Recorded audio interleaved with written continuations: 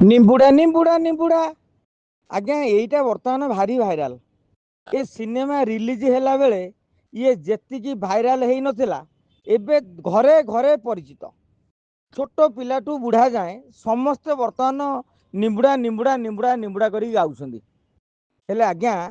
ए निंबुड़ा गीतटा भूलू ना ठीक एटा बाउलारे बही भितर को पशि आसी ना नाई नाई सत सतिका आसी शुणु मैडम बुझे देवे ए निंबुड़ा गीतर माने कौन आउ बही रे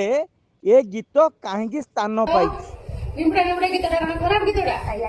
जानि छ त विषय कोन जानि नो सेति पई देखो चिडौछु नै नै चिडेबा भल कथा नुह कहीं से बही रे जो दिया है जे निंबुड़ा निंबुड़ा त विषय रे पढ़ एटा हमरो तमर अष्टम रे नै कलाकृति बही रो नवम देखो नवम अध्याय रे देछि रे तो एटा को देखु चिडौछु।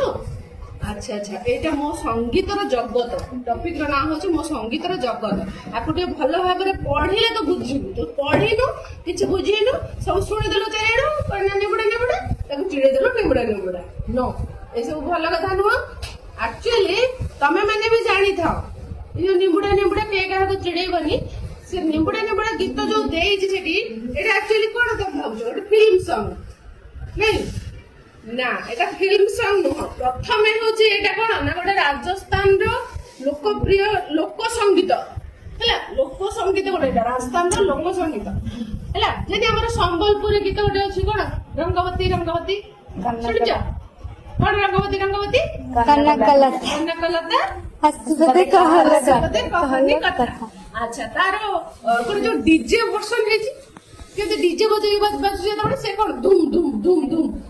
रंगवती धूम धूम रंगवती धूम धूम सेटा भल लागुची तुम सुनिएको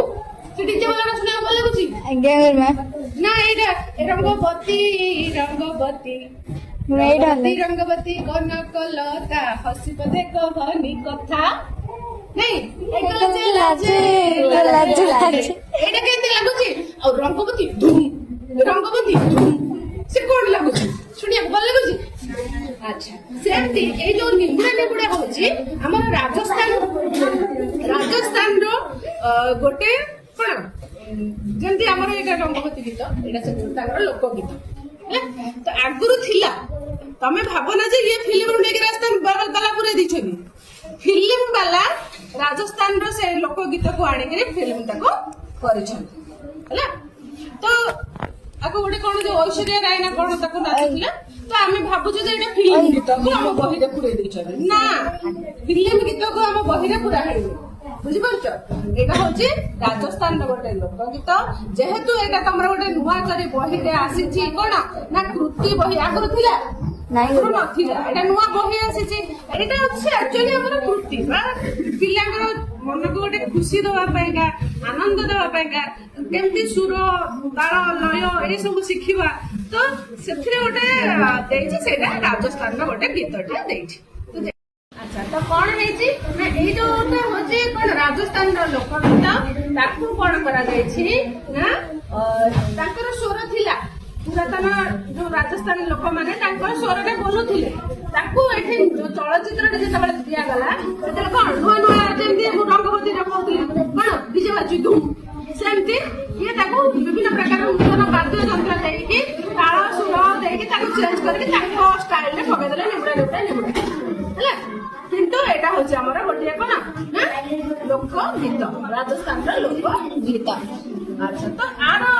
लक्ष्य कौन थिला ना केमिति नूतन पीढ़ीर दर्शक मानक पाखरे सहज और सुंदर भाବରେ पहुंच पाछि ए पुराना गीतर नूतन संगीत शैली विशेष करे आजिर युव दर्शकक पई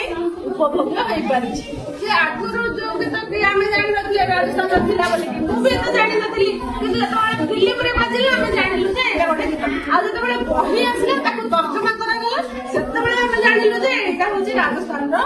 लोक गीत बोली नाले आमे भाबुतले भी फिल्म गीत हैला जेतबेले तर्जमा करा गला तापरे आमे जानिले कोन ना एटा होछि राजस्थान रो गोटे गीत लोक गीत हैला जेंता हमर रंगवती के हमर अपभ्रंश करा हेछि सेमते एठी निबुडा निबुडा के मध्यम नूतन वाद्य यंत्र माध्यम रे नूतन से जो स्वर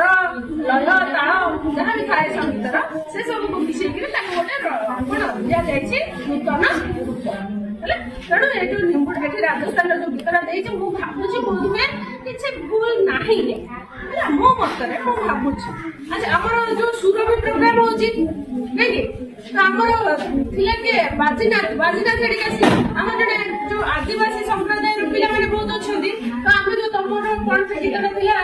ଆମ ପିଲାମାନେ ନାଚିଥିଲେ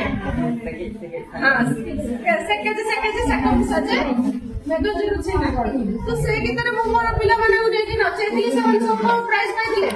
କଣ ହେଇଥିଲେ ସବୁ ଫାଷ୍ଟ ହେଇଥିଲେ ସମସ୍ତେ ମନେ ଅଛି ତ ଆଜ୍ଞା ଲାଷ୍ଟ ଇୟର ସମସ୍ତେ ନାଚିଥିଲେ ଆଉ ସେଥିରେ ସେମାନେ ଫାଷ୍ଟ ହେଇଥିଲେ ଆମେ ସେ ଗୀତକୁ ବୁଝିପାରିଲେ କିନ୍ତୁ ତାର ଯୋଉ ମ୍ୟୁଜିକ ଟାକୁ